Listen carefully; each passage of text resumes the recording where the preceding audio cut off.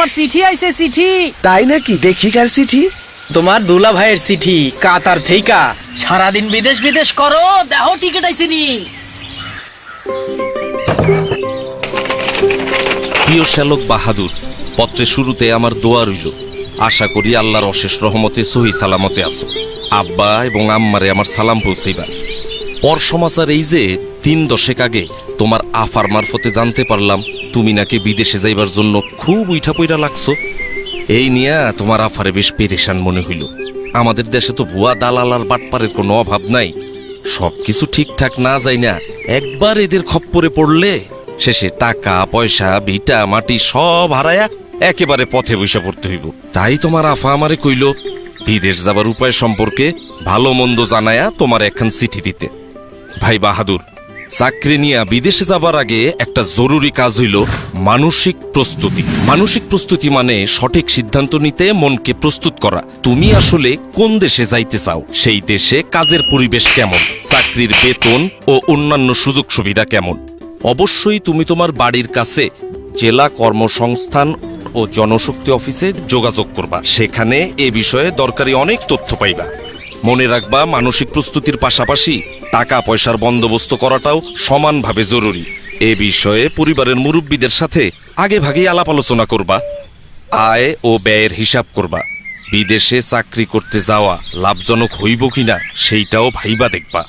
বাহাদুর, দেশে অনেক ভুয়া দালাল আছে যারা তোমারে নানা লোভ দেখায়া অবৈধ পথে বিদেশ নিতে চাইব। কিন্তু সাবধান, এদের পাল্লায় কখনো পড়বা না।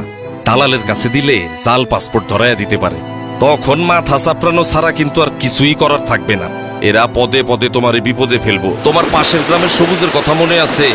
ওই যে যার বিদেশ যাবার সময় মরার দশা হয়েছিল, অবৈধ পথে মালয়েশিয়া যাইবার সময় সে পুলিশের হাতে ধরা পড়ল। বেচারা তো শুনছি এখনো মালয়েশিয়ায় জেল খাটতাছে। দালালের মারফতে না গিয়া নিজে কাগজপত্র জমা দিয়া পাসপোর্ট করবা।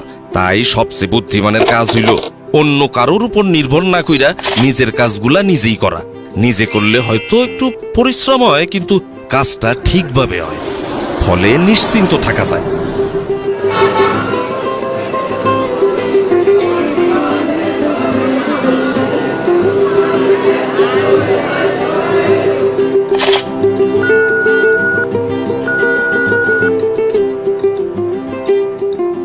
Recruiting agency.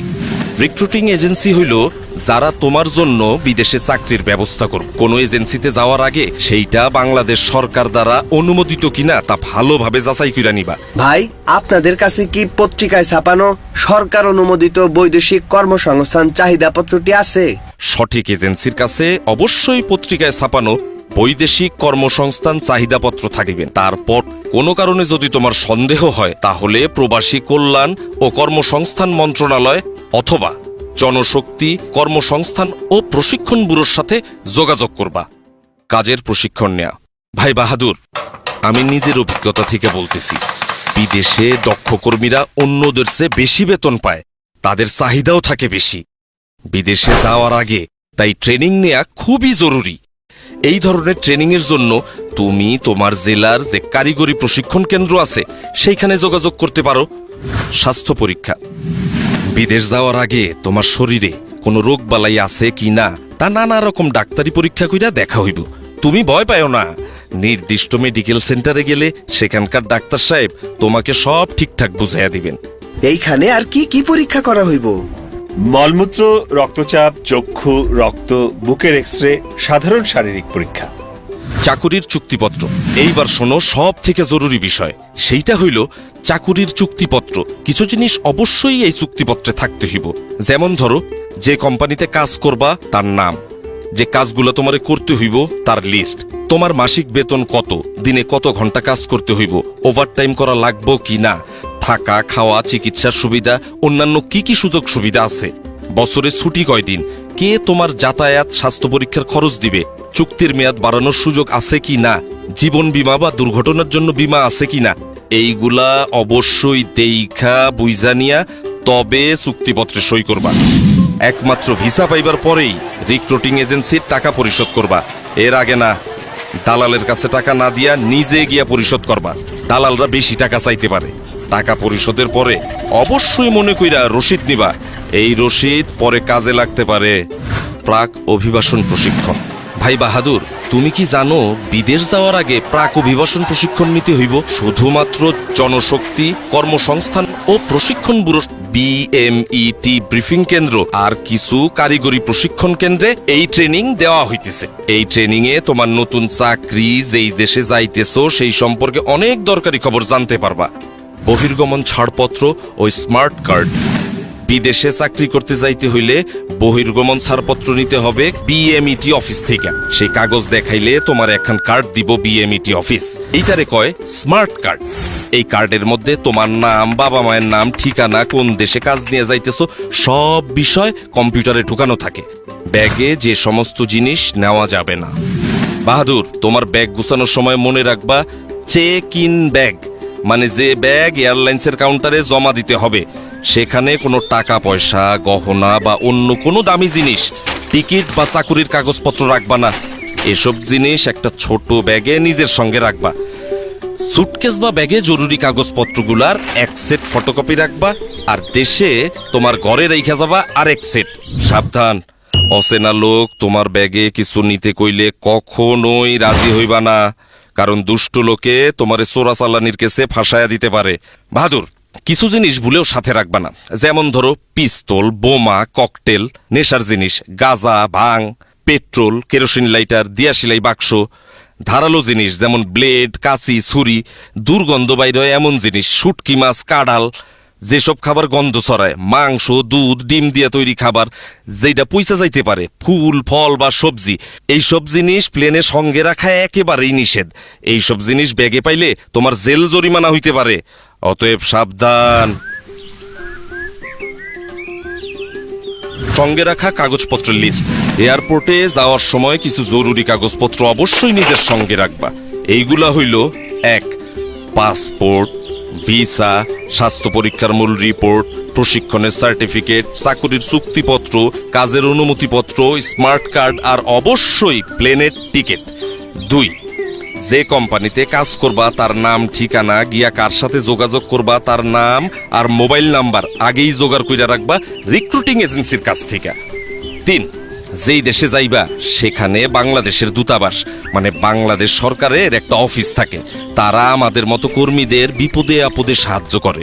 তোমার জেলার জনশক্তি ও কর্মসংস্থান অফিস থেকে তাদের ঠিকানা, ফোন নাম্বার জোগাড় করবা। 4. সম্ভব হইলে কিছু ডলার বা ওই দেশের টাকা সঙ্গে রাখবা। আমি জানি বাহাদুর, আপনজন ছাইরা বিদেশ যাওয়াটা কেমন কষ্টের, তাই মনকে সব সময় শক্ত রাখবা। সেই দিনটার কথা ভাবো যেই দিন তোমার কষ্টের কামাই করা টাকা দিয়া তোমার পরিবার ভালো থাকবো, তখন কষ্টরে আর কষ্টই মনে হইব না। সিকিউরিটি চেকিং এবং কাস্টমস চেক। অবশ্যই এয়ারপোর্টে তোমার প্লেন যেই সময় ছাড়বো তার 3 ঘন্টা আগে হাজির থাকবা।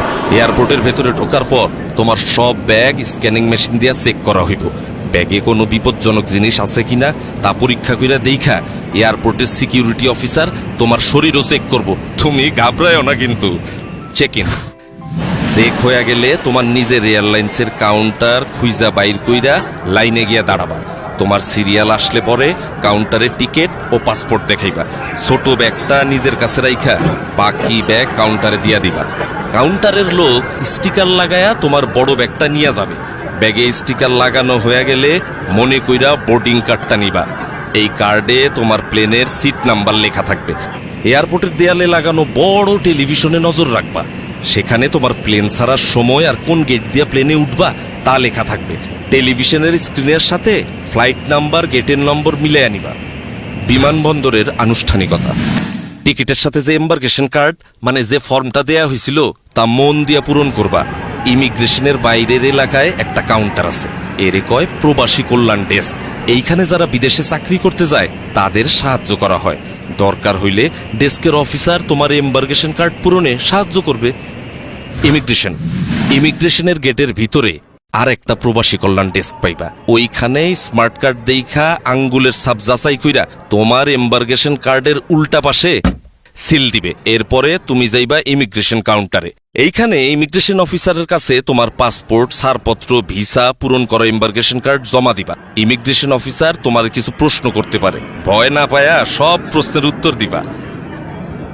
আপনার বাবার নাম কি? মোহাম্মদ আলী আকবর। বিদেশে কেন যাচ্ছেন? চাকুরি করতে যাইতেছি, ওয়েল্ডিং এর কাজ। কম্পিউটারে রেকর্ড রাখার জন্য ওনারা তোমার ছবি তুলতে পারে, এতেও ঘাবড়ানোর কিছু নাই। সব কাগজপত্র ঠিক থাকলে তোমার পাসপোর্টে উনি সিল দিয়া বিদেশে যাওয়ার অনুমতি দিয়া দিবেন। এরপর টেলিভিশন দেখা নিয়া তোমার প্লেনের অন্য যাত্রীরা যেই জায়গায় বসছে সেইখানে গিয়া বসবা। বিমানে বোর্ডিং। বিমানে ওঠার জন্য ইংরেজি আর বাংলা দুই ভাষাতেই ঘোষণা দেয়। বিমানে ওঠার ঘোষণা দিলে বোর্ডিং কার্ড হাতে নিয়া লাইনে দাঁড়ায়া ধীরে সুস্থে প্লেনে উঠবা। প্লেনে ওঠার পর বোর্ডিং কার্ডে লেখা সিট নাম্বার খুঁজা সিটে বসবা। বসার আগে হাতের ছোট ব্যাগ সিটের উপরে ঢাকনা দেওয়া তাকে উঠায়া রাখবা। প্লেনের কর্মচারীরা যেই কথা বলে তা মনোযোগ দিয়া শুনবা। প্লেনের সিটে বৈশা অবশ্যই সিট বেল্ট বাইন্দা রাখবা। ধূমপান নিষিদ্ধ। একটা জরুরি বিষয় মাথায় রেখো, এয়ারপোর্টে ও বিমানে বিড়ি সিগারেট খাওয়া একেবারে নিষেধ। অবশ্য এয়ারপোর্টের কিছু জায়গায় সিগারেট খাওয়ার অনুমতি আছে। বৈদ্যুতিক যন্ত্রপাতি। প্লেনে ওঠার পর মোবাইল ফোন, রেডিও, ক্যামেরা সব বন্ধ করে দিবা। বিমানে খাবার এবং টয়লেট ব্যবহার। প্লেনে খাবার ও পানি দেয়, তাই এই নিয়ে তোমার চিন্তার কোনো কারণ নাই। প্লেনে টয়লেট ব্যবহারের প্রয়োজন পড়লে ঘাবড়ায়ও না, কিন্তু টয়লেট ব্যবহারেরও কিছু নিয়ম কানুন আছে। দরজার পাশে হাতলে চাপ দিয়া টয়লেটের দরজা খুলতে হয়। খোলার আগে দরজায় দেখে নিবা লাল রং অথবা অকুপাই লেখা আছে কিনা, তখন অপেক্ষা করবা। খালি অবস্থায় দরজায় সবুজ রং থাকবে অথবা এমটি লেখা থাকবে, তখন টয়লেট ব্যবহার করতে পারবা। টয়লেটে অবশ্যই টিস্যু ব্যবহার করবা। পানি ব্যবহার করবা সাবধানে। টয়লেটের মেঝে ভিজা গেলে অন্য যাত্রীদের অসুবিধা হইতে পারে। ময়লা বা টিস্যু সঠিক জায়গায় ফেলবা, যাতে করে টয়লেট নোংরা না হয়। বিদেশের এয়ারপোর্টে পৌঁছানোর আগে, বিমান নামার কিছুক্ষণ আগে তোমার ডিসএম্বার্কেশন ফর্ম ও কাস্টমস ডিক্লিয়ারেশন ফর্ম এই নামে দুইটা কাগজ দেওয়া হইব। ডিসএম্বার্কেশন ফর্মে যেই দেশে যাইতেছো সেই দেশে তোমার নাম ঠিকানা লিখবা, আর কাস্টমস ডিক্লিয়ারেশন ফর্ম হইল তুমি যদি ওই দেশে এমন কোনো জিনিস নিয়ে যাও যার জন্য ট্যাক্স দিতে হবে তা জানানোর ফর্ম। ফর্ম পূরণে কোনো অসুবিধা হইলে বিমানের লোক অথবা পাশের যাত্রীর কাছ থেকে সাহায্য চাইতে পারো। বিদেশের এয়ারপোর্টে ইমিগ্রেশন। প্লেন থেকে নামার পর ওই দেশের এয়ারপোর্টে ঢুইকা দেখবা সামনে ইমিগ্রেশনের লম্বা লাইন। এইখানে তোমার ওই দেশে ঢোকার অনুমতি দিব। লাইনে দাঁড়াবার সময় 5টা জিনিস অবশ্যই নিজের সাথে রাখবা। 1 পাসপোর্ট, 2 ভিসা, 3 চাকুরির চুক্তিপত্র, 4 পূরণকৃত ডিসএম্বার্কেশন ফর্ম, 5 পূরণকৃত কাস্টমস ফর্ম। ইমিগ্রেশন অফিসার কাগজপত্র পরীক্ষা করে সঠিক পাইলে তোমার পাসপোর্টে তারিখ সহ সিল দিয়া দিবেন। ব্যাগ সংগ্রহ। ইমিগ্রেশনের কাজ শেষ কইরা নিজের ব্যাগ খুঁজে নিতে হবে। মালামাল যেখানে আসে সেই কনভেয়ার বেল্টের উপরে এয়ারলাইন্সের নাম ও ফ্লাইট নাম্বার দেওয়া থাকে, তা ভালোভাবে দেইখা নিয়ে সঠিক বেল্টের সামনে গিয়ে দাঁড়াইবা। কনভেয়ার বেল্ট থেকে নিজের ব্যাগ চিনলে সাবধানে বেল্ট থেকে নামাইতে হইব, যাতে অন্য কোনো যাত্রী আঘাত না পায়। আর যদি কোনো কারণে ওইখানে তুমি নিজের ব্যাগ খুঁজা না পাও, দেরি না কইরা হারানো জিনিসের খবর যেখানে জানাইতে হয় সেই লস্ট অ্যান্ড ফাউন্ড ডেস্কে এবং এয়ারলাইন্সের ডেস্কে খবর দিবা, তারা তোমার ব্যাগ খুঁজা দিবে। আর যদি একদমই খুঁজা না পায় তাইলে তারাই তোমার ক্ষতিপূরণের ব্যবস্থা করব। বাদর, ও বাদর, এই যে এইদিকে। কে সালামিয়া, ঠিকঠাক আছো তো নাকি? তো আইসাতা বললা বিদেশে? সালাম আলাইকুম দুলা ভাই। জি আইসা পড়লাম, খোদাই আনলো। তয় আইসি কিন্তু আপনার উসিলাই। আপনি পথটা অমন গুছাইয়া না দিলে এত সহজে আইতে পারতাম না। পথ আমি দেই নাই রে পাগল, পথ সব সময়ই ছিল। আমি শুধু সেইটা তোমারে বাতলাইয়া দিছি। তোমার সৎ ইচ্ছাটাই হইল গিয়া মূল কথা। ওই যে কথায় কয় না, সঠিক ইচ্ছা থাকলে সঠিক উপায় হয়।